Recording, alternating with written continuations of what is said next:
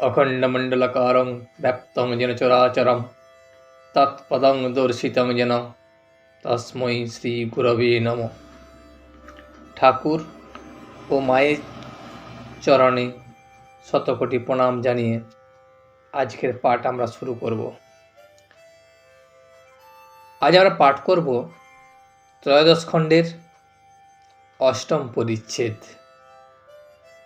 সন্ধ্যা সঙ্গীত ও ঈশান সংবাদ। সন্ধ্যা আগত প্রায়, ঠাকুর পাদচারণ করিতেছেন, মণি একাকী বসিয়া আছেন ও চিন্তা করিতেছেন দেখিয়া ঠাকুর হঠাৎ তাহাকে সম্বোধন করিয়া সস্নেহে বলিতেছেন, গোটা দুয়েক মার্কিন জামা দিও, সকলের জামা তো পরতে পারি না। কাপ্তেনকে বলবো মনে করেছিলাম, তা তুমিই দিও। মণি দাঁড়াইয়া উঠিয়াছিলেন, বলিলেন, যে আজ্ঞা। সন্ধ্যা হব হব করছে, এমন সময় ঠাকুর পায়চারি করছেন। সেখানে মণি একাকী বসে বসে চিন্তা করিতেছেন। তখন ঠাকুর তাহাকে বললেন যে, তুই একটা মার্কিনের জামা আমাকে দেবে। যে সে জামা দিলে আমি তো পরি না। আমি ভেবেছিলাম কাপ্তেনকে বলবো, তারপর তোমাকে যখন দেখলাম তোমাকেই বললাম। মণি তাতে বললেন, ঠিক আছে, আমি দেব। সন্ধ্যা হইল, সেই রামকৃষ্ণের ঘরে ধুনা দেয়া হইল। তিনি ঠাকুরদের প্রণাম করিয়া বীজ মন্ত্র জপিয়া নাম গান করিতেছেন। সন্ধ্যা হবার পর যখন ঠাকুরের ঘরে ধুনা দেওয়া হইল, ঠাকুর তখন ঠাকুরদের সবাইকে, সমস্ত ঠাকুরকে প্রণাম করিয়া বীজ মন্ত্র জপ করে গান করছেন। ঘরের বাইরে অপূর্ব শোভা। কার্তিক মাসের শুক্লপক্ষের সপ্তমী তিথি। বিমল চন্দ্রকিরণে একদিকে ঠাকুর বাড়ি হাসিতেছে, আর একদিকে ভাগীরথী বক্ষ সুপ্ত শিশুর বক্ষের ন্যায় ঈষৎ বিকম্পিত হইতেছে। খুব সুন্দর চন্দ্রের আলো। সেই চন্দ্রের আলো ঠাকুর বাড়িতে এমনভাবে পড়েছে যেন ঠাকুর বাড়ি হাসিতেছে মনে হচ্ছে। এবং ভাগীরথীর বুকে মনে হচ্ছে যেন ঘুমন্ত শিশু বুকের মধ্যে মাঝে মাঝে কম্পিত হচ্ছে। জোয়ার পূর্ণ হইয়া আসিল।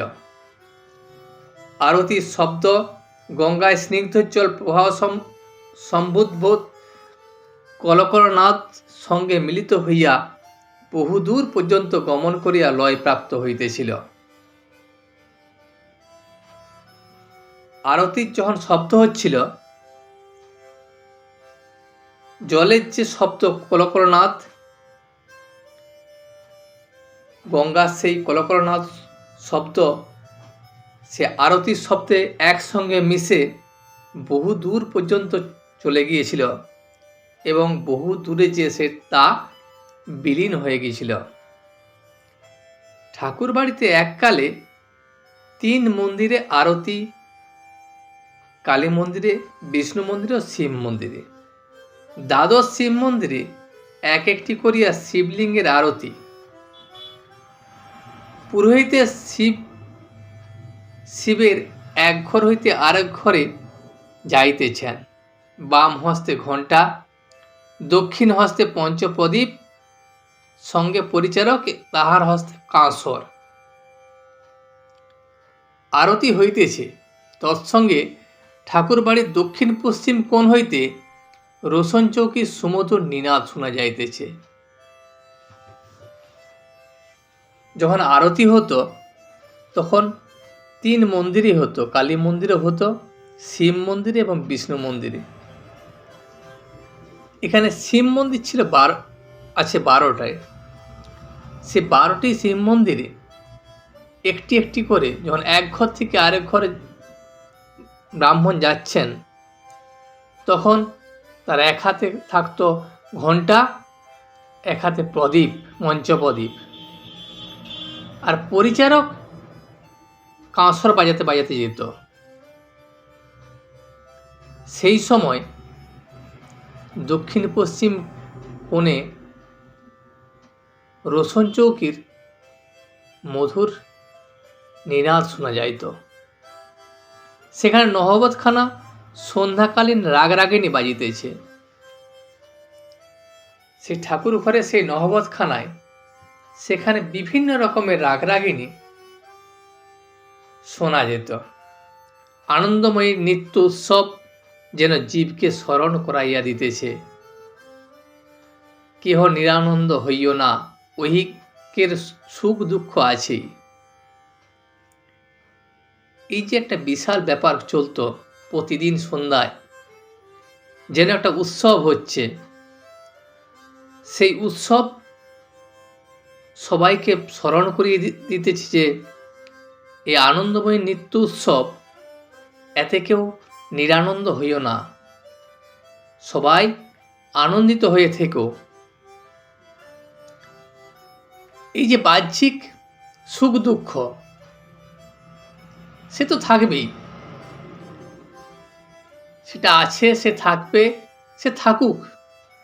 জগদম্বা আছেন, আমাদের মা আছেন, আনন্দ করো। দাসীপুত্র ভালো খেতে পায় না, ভালো পড়তে পায় না, বাড়ি নাই, ঘর নাই, তবু বুকে জোর আছে, তার যে মা আছে। ওই একটি শব্দ মা, সেই শব্দের জোরে যা কিছুই ঘটুক, ভালো খারাপ, একটাই সব সময় মনে হবে যে আমার মা তো আছে, মাই সব কিছু ঠিক করে দেবে। মার কোলে নির্ভর, পাতানো মা নয়, সত্যকার মা। আমি কে, কোথা থেকে এলাম, আমার কি হবে, আমি কোথায় যাব, সব মা জানেন। কে অত ভাবে? আমার ভাবনা চিন্তা ওইসব কিছু নাই। যা কিছু ভাবনা আমি মায়ের চরণে সঁপে দিয়েছি। আমি কোথায় যাব, কি করব, বা কোথা থেকে এসেছি, এত ভাবনার আমার দরকার কি? আমার মা জানেন। আমার মা, যিনি দেহ, মন, প্রাণ, আত্মা দিয়ে আমায় গড়েছেন, আমি জানতেও চাই না। যদি জানবার দরকার হয়, তিনি জানিয়ে দেবেন। অত কে ভাবে? মায়ের ছেলেরা সব আনন্দ করো। এই যে আনন্দময় নিত্য উৎসব, এই নিত্য উৎসবে সবাই আনন্দ করো। প্রতিদিনের এই উৎসব, এই উৎসবে সবাই আনন্দ করো। বাহিরে কৌমুদী প্লাবিত জগৎ হাসিতেছে,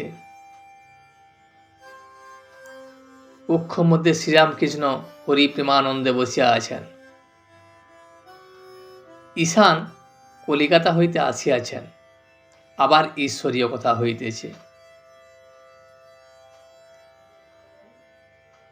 ঠাকুর ঘরের মধ্যে হরি প্রেমানন্দে বসিয়া আছেন। সেই সময় ঈশান কলিকাতা থেকে আসিয়াছেন, ঈশানের সঙ্গে বিভিন্ন ঈশ্বরীয় কথা হইতেছে।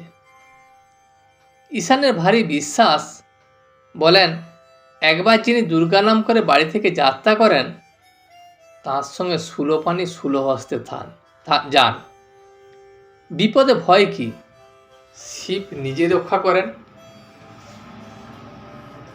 ঈশানের ঈশ্বরে খুব বিশ্বাস। সে তার মতে যদি বাড়ি থেকে বেরোবার সময় কেউ দুর্গা নাম করে, তখন তার সঙ্গে সঙ্গে শিব নিজে যান। যাতে সে কোনো বিপদে না পড়ে। শিব সেইটি দেখতে দেখতে যান। তাহলে বিপদের ভয় কি? যখন স্বয়ং শিবশম্ভু তার সঙ্গে আছে, সেই জন্য সেই বিশ্বাস ঈশানের সবসময় থাকে। শিব নিজেই তার ভক্তকে রক্ষা করেন। বিশ্বাসে ঈশ্বর লাভ, ঈশানকে কর্মযোগ উপদেশ। ঠাকুর ঈশানকে বলছেন, তোমার খুব বিশ্বাস, আমাদের কিন্তু অত নাই। সকলে তখন হাসিতে লাগিলেন। বিশ্বাসই তাকে পাওয়া যায়। ঠাকুর ঈশানকে বললেন, শোনো, তোমার যে গভীর বিশ্বাস ঈশ্বরের প্রতি, সেই বিশ্বাস তোমাকে ঈশ্বরের কাছে পৌঁছে দেবে। বিশ্বাসেই তাকে পাওয়া যায়। আমরা তত বিশ্বাস করতে পারি না, আমাদের অত বিশ্বাস নেই। ঠাকুর মজা করে বললেন যে আমাদের এত বিশ্বাস নেই। ঈশান তখন বললেন, আগে হ্যাঁ, বিশ্বাসী বস্তু যার মাধ্যমে ঈশ্বরকে পাওয়া যায়। শ্রীরামকৃষ্ণ, তুমি জপ, আহ্নিক, উপবাস, পুরস্চরণ এইসব কর্ম করছো, তা বেশ। যার আন্তরিক ঈশ্বরের উপর টান থাকে, তাকে দিয়ে তিনি এইসব কর্ম করিয়ে লন। ঠাকুর আবার ঈশানকে বললেন, তুমি যে জপ, আহ্নিক, উপবাস, পুরস্চরণ এইসব কর্ম করছো, সেই সব কর্ম করছো তুমি ঈশ্বরের টান থেকে। ঈশ্বরের উপর তোমার যে গভীর বিশ্বাস, ঈশ্বরের উপর যে তোমার বিরাট টান, সেই টান থেকে তুমি এইসব কর্ম করছো। ঈশ্বরই তোমাকে এইসব কর্ম করিয়ে নিচ্ছেন। ফল কামনা না করে এইসব কর্ম করে যেতে পারলে নিশ্চিত তাকে লাভ করা হয়। ফলের আশা করতে নাই। যখন কর্ম করো, সেই কর্ম মাধ্যমে কোনো ফল লাভ করবে, এই আশা কখনো করো না। যদি ফল কামনা না করে কর্ম করে যাও, তাহলে নিশ্চিত তুমি ঈশ্বর লাভ করবে। বৈধি ভক্তি ও রাগ ভক্তি কর্মত্যাগ কখন? শাস্ত্রে অনেক কর্ম করতে বলে গেছে, তাই করছি। এরূপ ভক্তিকে বৈধি ভক্তি বলে। শাস্ত্রে বিভিন্ন ধরনের কর্মের কথা বলে গেছে, সেই জন্য সেই শাস্ত্রের বচন মেনে আমরা সেই সব কর্ম করে চলেছি। এই যে ভক্তি, শাস্ত্রের কথা মেনে কর্ম করা, সেই ভক্তিকে বলে বৈধি ভক্তি। আর এক আছে রাগ ভক্তি, সেটি অনুরাগ থেকে হয়। তাহলে ভক্তি হলো দু রকম, এক বৈধি ভক্তি, আরেকটি হলো রাগ ভক্তি। যেটি শাস্ত্র মেনে কর্ম করা হয় সেটি বৈধি ভক্তি। আর রাগ ভক্তি কি হয় না, সেটি অনুরাগ থেকে হয়, ঈশ্বরে ভালোবাসা থেকে হয়। ঈশ্বরকে যখন তুমি খুব গভীরভাবে ভালোবাসতে পারবে, সেই ভালোবাসা, সেই অনুরাগ থেকে যে ভক্তি হয়, তাই হলো রাগ ভক্তি। সে ভক্তি হয়েছিল প্রহ্লাদের, ভক্ত প্রহ্লাদের। সে ভক্তি যদি আসে, আর বৈধি কর্মের প্রয়োজন হয় না। যখন ঈশ্বরের প্রতি অনুরাগ, ঈশ্বরের প্রতি গভীর ভালোবাসা আসবে বা রাগ ভক্তি আসবে, তখন যে শাস্ত্র মেনে যেসব কর্ম করার প্রয়োজন, সেসব কর্মের আর কোনো প্রয়োজন নেই, থাকবে না। তখন তুমি ওই রাগ ভক্তির মাধ্যমেই ঈশ্বরকে পাবে। আজ এই পর্যন্তই। ভিডিওটি শেষ পর্যন্ত দেখার জন্য আপনাকে অসংখ্য ধন্যবাদ। ভিডিওটি যদি আপনার ভালো লেগে থাকে তাহলে একটা লাইক, কমেন্ট এবং বন্ধুর সাথে শেয়ার করে দেবেন। সাবস্ক্রাইব করে পাশে থাকা বেল আইকনটি বাজিয়ে দেবেন, যাতে আপনাদের নতুন ভিডিওগুলি সর্বপ্রথম আপনার কাছে পৌঁছে যায়। জয় শ্রী রামকৃষ্ণ, জয় শ্রী রামকৃষ্ণ, জয় শ্রী রামকৃষ্ণ।